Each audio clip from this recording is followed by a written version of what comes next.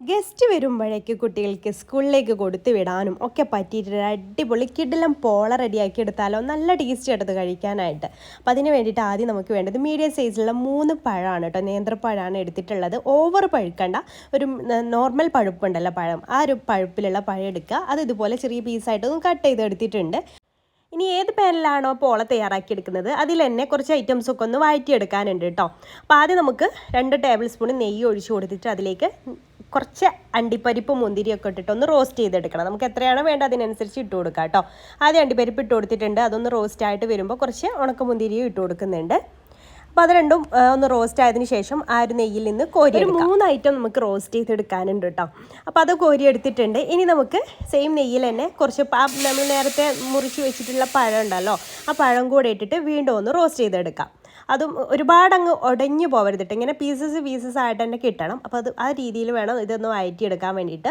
അതും വഴറ്റിയെടുത്ത ശേഷം അതും വേറൊരു പാത്രത്തിലേക്ക് മാറ്റാം. ഇത് വഴറ്റിയെടുത്താൽ പിന്നെ നെയ്യ് അതിൽ ബാക്കി ഉണ്ടാവില്ല കേട്ടോ, എല്ലാം പഴത്തിലേക്ക് തന്നെ പിടിക്കും. അപ്പോൾ അതുകൊണ്ട് തന്നെ ഇനി അടുത്ത സംഭവം നമ്മൾ വറുത്തെടുക്കുന്നതിന് മുന്നേയായിട്ട് നെയ്യ് വേറെ ഒഴിച്ചു കൊടുക്കണം. അപ്പോൾ അത് മാറ്റിയിട്ടുണ്ട്. ഇനി സെയിം പാനിൽ തന്നെ 1 ടീസ്പൂൺ നെയ്യ് ഒഴിച്ച് കൊടുത്തിട്ട് അതിലേക്ക് 1/2 കപ്പ് സേമിയ ആട്ടോ ഇട്ട് കൊടുക്കുന്നത്. അതൊന്ന് ചെറിയ തീയിലിട്ടിട്ട് അതൊന്ന് റോസ്റ്റ് ചെയ്തെടുക്കുക.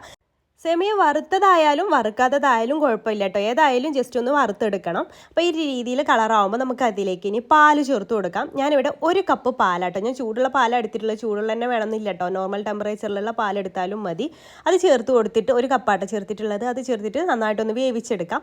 ഒരു 80% ഒക്കെ കുക്കായി വന്നാൽ മതി കേട്ടോ. കുക്കായി വന്നതിന് ശേഷം വേണം ഇതിലേക്ക് പഞ്ചസാര ചേർത്ത് കൊടുക്കാൻ വേണ്ടിയിട്ട്. ആദ്യം തന്നെ പഞ്ചസാര ചേർത്താൽ സേമിയ വെന്ത് കിട്ടില്ല കേട്ടോ. അപ്പോൾ ഇത് നന്നായിട്ട് തിളപ്പിച്ച് വേവിച്ചെടുക്കുക. ഒരുപാട് അങ്ങ് വെന്ത് കുഴഞ്ഞു പോവുകയും ചെയ്യരുത്, ഈ രീതിയിൽ വേവിച്ചെടുക്കാം. ഇനി നമുക്കതിലേക്ക് ഒരു 2 ടേബിൾ സ്പൂൺ പഞ്ചസാര ചേർത്ത് കൊടുക്കും. നമ്മൾ പഞ്ചസാര വീണ്ടും ചേർക്കുന്നുണ്ട്. അപ്പോൾ ഈ ഒരു സേമിയയിലേക്ക് വേണ്ടിയിട്ട് മാത്രമുള്ള പഞ്ചസാരയാണ് ഇപ്പോൾ ചേർത്ത് കൊടുക്കുന്നത്. അതൊരു 2 ടേബിൾ സ്പൂൺ ഇതിലേക്ക് ചേർത്ത് കൊടുക്കാം. അപ്പോഴേക്കും നമ്മുടെ ഈ ഒരു പാലൊക്കെ ഒന്ന് വറ്റി വരികയും ചെയ്യും കേട്ടോ. പാലൊക്കെ വറ്റി ഒരു രീതിയിലാവും. അപ്പം ആ രീതിയിൽ വേണം നമ്മൾക്ക് എടുക്കാൻ വേണ്ടിയിട്ട്. പിന്നെ തണുക്കുന്ന സമയത്ത് ഒന്നുകൂടെ ഒന്ന് ഇതാവും കേട്ടോ, സെറ്റാവും. ഒന്നും കൂടെ ഒന്ന് പാലൊക്കെ വറ്റി ഒന്ന് ഒട്ടിപ്പിടിക്കുന്ന പരുവം. അപ്പോൾ അതിന് മുന്നേ ആയിട്ട് നമുക്കിത് ചെയ്തെടുക്കണം.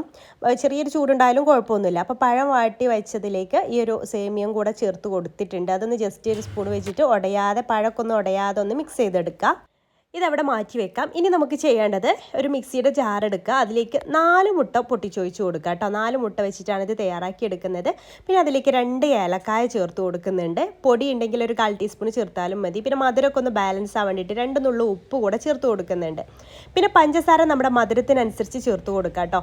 ഞാനിപ്പോൾ 4 ടേബിൾ സ്പൂൺ പഞ്ചസാരയാണ് ചേർത്ത് കൊടുക്കുന്നത്. നമ്മൾ നേരത്തെ സേമിയത്തിലേക്ക് 2 ടേബിൾ സ്പൂൺ ചേർത്തല്ലോ, ഇതിലേക്ക് 4 ടേബിൾ സ്പൂണും ചേർത്ത് കൊടുക്കുന്നുണ്ട്. എന്നിട്ട് അത് നന്നായിട്ടൊന്ന് അടിച്ചെടുത്തിട്ട് ഈ ഒരു മിക്സിലേക്ക് ഒഴിച്ചിട്ട് നന്നായിട്ടൊന്ന് മിക്സ് ചെയ്തെടുക്കുക. മെല്ലെ മിക്സ് ചെയ്തെടുത്താൽ മതി, പഴമൊന്നും ഉടഞ്ഞു പോകരുത്. ഈ രീതിയിൽ നന്നായിട്ടൊന്ന് മിക്സ് ചെയ്തെടുക്കുക. പിന്നെ നമ്മൾ റോസ്റ്റ് ചെയ്ത് വെച്ചിട്ടുള്ള അണ്ടിപ്പരിപ്പ് മുന്തിരിയൊക്കെ ഉണ്ടല്ലോ, അതിൽ നിന്ന് കുറച്ചങ്ങ് ഡെക്കറേഷന് മാറ്റി വെച്ചിട്ട് ജസ്റ്റ് ഒന്ന് ഇതുപോലെ ഒന്ന് ഇങ്ങനെ പൊടിച്ചിട്ട് അതും ചേർത്ത് കൊടുത്താൽ നമ്മൾ പോള കഴിക്കുന്ന സമയത്ത് കടിക്കാനുണ്ടായ നല്ല ടേസ്റ്റ് ആയിരിക്കും. അതൊന്ന് ചേർത്ത് കൊടുക്കുന്നുണ്ട്. ഇത് നമ്മുടെ കായ്പോളയില്ലേ, കായ്പോളേൻ്റെ വേറൊരു വേർഷൻ എന്ന് പറയാം. അതിലേക്ക് വെർമിസെല്ലിയും കൂടി ഇട്ടതുകൊണ്ട് തന്നെ സേമിയ കായ്പോള ആയി എന്ന് മാത്രം കേട്ടോ. അത് നല്ല ടേസ്റ്റുമാണ് കഴിക്കാനായിട്ട്. ഇനി നമുക്കൊരു പാൻ വെച്ചിട്ട് ആ സെയിം പാൻ തന്നെ അതിലേക്ക് കുറച്ച് നെയ്യ്, ഒരുപാട് നെയ്യൊന്നും വേണ്ട, കുറച്ച് നെയ്യൊന്നും എല്ലാ ഭാഗത്തേക്കൊന്ന് സ്പ്രെഡ് ചെയ്യുക. പിടിക്കാതിരിക്കാൻ വേണ്ടിയിട്ട് വേറൊരു പാന് ചൂടാക്കി എടുത്തിട്ട് നന്നായിട്ട് ചൂടായതിന് ശേഷം അതിൻ്റെ മുകളിൽ വേണ്ടത് ഇത് വെച്ച് കൊടുക്കാനായിട്ട്. എന്നിട്ട് അതിലേക്ക് ഈ ഒരു ബാറ്റർ ഒഴിച്ച് കൊടുക്കാം. എന്നിട്ടൊന്ന് ലെവലാക്കി എടുക്കാം കേട്ടോ, എല്ലാ ഭാഗവും ഒന്ന് ലെവലാക്കി എടുക്കാം.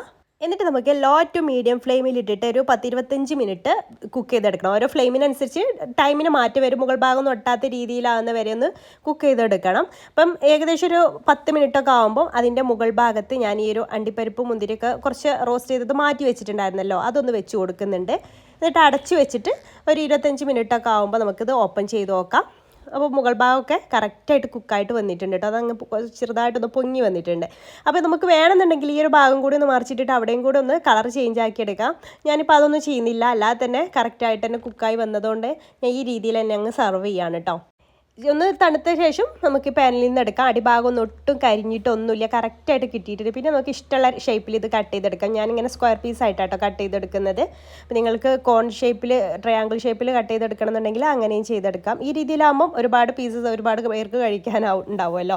നമ്മൾ മറ്റേ രീതിയിലാകുമ്പോൾ ഇത്രയും പീസസ് കിട്ടില്ല. അപ്പോൾ ഈ രീതിയിൽ കട്ട് ചെയ്തെടുക്കുന്നുണ്ട്. അപ്പം നല്ല അടിപൊളിയായിട്ടുള്ള പോള ഇവിടെ റെഡി ആയിട്ടുണ്ട്. അപ്പോൾ ഗസ്റ്റ് വരുന്ന സമയത്തേക്കോ അല്ലെങ്കിൽ കുട്ടികൾക്ക് വൈകുന്നേരം സ്കൂൾ വിട്ട് വരുന്ന സമയത്തേക്കൊക്കെ ഉണ്ടാക്കി കൊടുക്കാൻ പറ്റുന്ന അടിപൊളി ഐറ്റമാണ്. ഇഷ്ടമായാൽ ലൈക്ക് ചെയ്യാനും ഫോളോ ചെയ്യാനും മറക്കല്ലേ. അടുത്തൊരു വീഡിയോ ആയിട്ട് നെക്സ്റ്റ് ഡേ വീണ്ടും കാണാം ഇൻഷാ അല്ലാഹ്. Thank you.